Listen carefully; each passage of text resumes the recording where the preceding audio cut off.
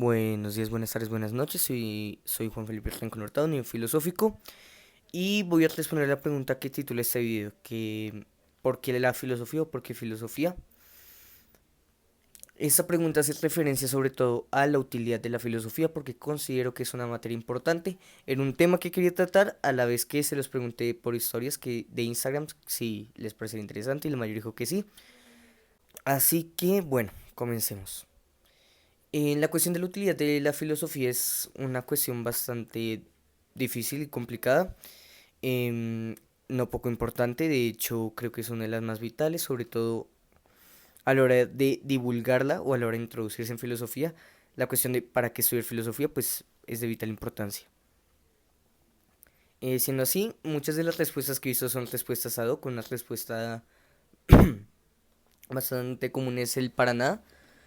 Algunos simplemente lo responden porque no, porque auténticamente no leen utilidad a la filosofía, otros lo usan de respuesta de manual para repitiendo una y otra vez lo que decía, creo que era Deluxe, de la filosofía no sirve para nada porque no le sirve a nadie. Y aunque puede ser una buena respuesta y de hecho cada quien tendrá una razón para estudiar filosofía, el hecho de que debe tener una utilidad. Nadie hace, nadie se dedica, nadie estudia algo que considere absolutamente inútil, mucho menos a nivel profesional, porque hay muchas personas que vienen enseñando, aprendiendo, investigando, formulando sobre filosofía, no solo actualmente, sino a lo largo de la historia humana. Así que creo que debe haber alguna utilidad. En mi caso, tras el tiempo que llevo leyendo filosofía, para algunos será mucho, para otros será poco, creo que la utilidad de la filosofía yace en que es un filtro. ¿Un filtro para qué? Para nuestras ideas. Y este punto quiero explicarlo. Los seres humanos nos relacionamos con el mundo por medio de ideas y creencias, que en el sentido de Ortega y Gasset no son más que ideas lo bastante fuertes o arraigadas en el sujeto que se confunden con la realidad. Por ejemplo, ideas tan sencillas como que afuera de mi casa, donde no alcanzo a ver, donde no alcanzo a percibir, la calle sigue, o que el piso es sólido, o que de verdad te estoy grabando. Son ideas, son construcciones mentales, conceptos que se arraigan en el comportamiento, que se arraigan tanto en la mente de las personas que son nuestra forma de ver de la realidad. Siendo así, en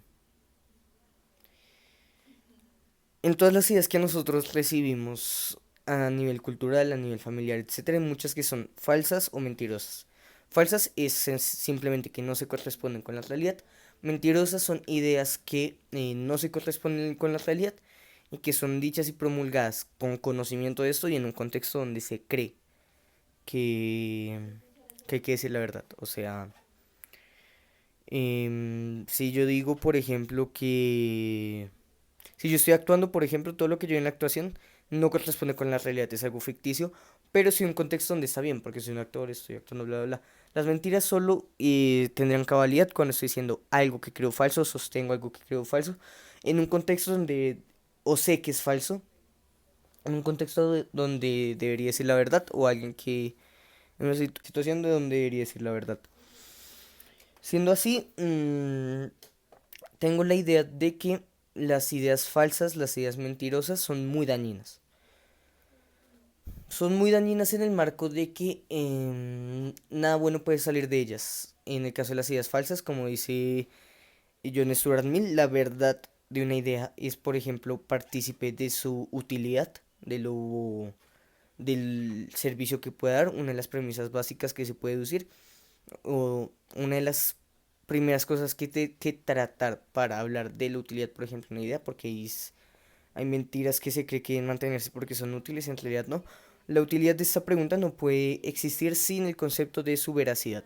Por otra parte, las ideas mentirosas no solo son inútiles, como lo es cualquier idea falsa, son también dañinas. O sea, no solo no producen nada bueno, sino que también generan males. No solo a nivel macro, como pueden ser las mentiras políticas, las mentiras que nos da la televisión, falsos divulgadores, etcétera, sino simplemente las mentiras que les decimos a los otros como personas o incluso nosotros mismos generan mucho daño porque no nos permiten afrontar la realidad tal como es, no nos permiten por lo tanto actuar en consecuencia y por lo tanto no nos permite actuar de la mejor manera posible. Siendo así, la filosofía es una materia que se trata o La manera en la que voy a definir filosofía va a ser una materia que se trata del estudio de estos conceptos, de estas ideas abstractas y generales que conforman nuestra manera de pensar, o una forma de pensar, la mente humana, y se basa en el estudio racional de estas ideas. No se trata de cosas concretas ni cosas materiales como lo hacen, por ejemplo, las ciencias como la biología, la física, la química, y eso significa que tiene una amplitud de temas mucho más grande, lo que también creo que ya sé. Parte de la utilidad de la filosofía es que en filosofía todo puede ser estudiado, no existe un límite, no existen presupuestos como los existe en la ciencia, sino que todo está en discusión y todo puede ser tocado. Siendo así el hecho de que la filosofía para poder generar alguna utilidad como materia, creo que tener como causa final la verdad, como dice Bertrand Russell, si muchas verdades no han sido alcanzadas en la historia de la filosofía es porque muchos filósofos no han deseado alcanzar la verdad. Y siendo así, aunque el tema de qué ideas de las que tenemos ya son verdaderas, es muy difícil de tratar porque hay muchas ideas que por mucho tiempo se tomaron como verdaderas y luego se dieron cuenta que no, por lo tanto podríamos ser partícipes de ese fenómeno y hay que ser un poco escéptico con la seguridad de las propias opiniones. El hecho de que la filosofía tenga como el meta la verdad sobre todos los conceptos que estudie, la ciencia, la verdad, la política, el bien, el mal, lo que es el hombre, etcétera, permite que poco a poco nos ayude a eliminar las ideas que son falsas o las ideas mentirosas que poseemos. Esto es bueno y útil en el marco de que, como dije, la mentira daña. Y por otro lado, ideas verdaderas. Las ideas tienen la capacidad de transformar el mundo. Como dice Zizek, las ideas no son simplemente el reflejo de las cualidades materiales de la realidad, como por ejemplo lo defendería un marxista, sino que las ideas tienen su efectividad propia. Las ideas cambian el mundo. Por ejemplo, ideas como la libertad, la democracia, la igualdad ante la ley, em, etcétera, muchas veces no son o no nacieron reflejo de las condiciones materiales de su sociedad, sino todo lo contrario, surgieron en sociedades absolutistas, en sociedades esclavistas, etcétera. Pero, pese a esto, consiguieron a la larga modificar la forma en la que, por un lado, se veía el mundo y esto a la larga terminó haciendo que las sociedades en su sentido material se modificaran de acuerdo a estas ideas. Y esto pasa en general. Pasa con todas las ideas que poseemos, pasa con todas las ideas que posee una sociedad en conjunto, una cultura. Y como dice Henry David Thoreau, no puede haber ningún pensamiento que pase por la mente sin generar un desgaste. No hay ninguna idea que pase, que exista, que no tenga alguna repercusión. Por lo tanto, siendo que esto es así como dije, la filosofía existe o comienza a existir en un deseo de que estas ideas sean más verdaderas. Como dice el origen de la palabra, es amor por la sabiduría, es el amor por el conocimiento, amor por la verdad. De hecho, Sócrates, que todos lo tenemos como uno de los pilares fundamentales de la filosofía occidental, empieza su filosofía refutando ideas que cree falsas, buscando en el fondo las creencias que sostienen las sociedades y mostrando que no, las cosas no eran así, no, este concepto está más equivocado de lo que parece. Y creo que la filosofía es eso. La filosofía se encarga de purgar y dar un espacio en el que se puede purgar todas las ideas y creencias que los seres humanos poseemos para buscar que sean más verdaderas y que sean mucho más que vayan de acuerdo con la realidad y esto en últimas termina transformando el mundo.